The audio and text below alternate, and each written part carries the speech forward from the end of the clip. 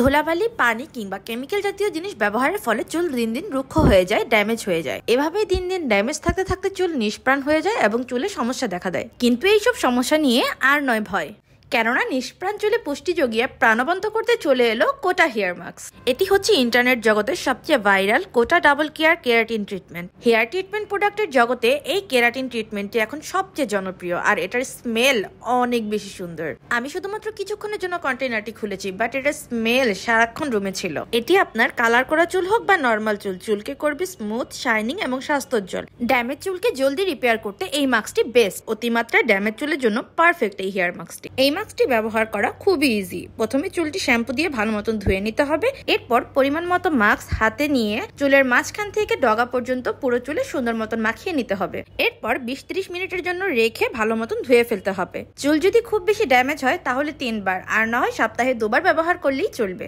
এটি একটি double care keratin treatment, যা চুলের গোড়া থেকে আগা অবধি চুলকে শক্ত করে, আগা ফাটা দূর করে, সিল্কি এবং শাইনি করে তোলে। রুক্ষ চুলকে নরম করে, চুলের ময়েশ্চারাইজ ধরে রাখতে সাহায্য করে। আর এটার পাগল করে দাও স্মেল সারাক্ষণই চুলে থাকে।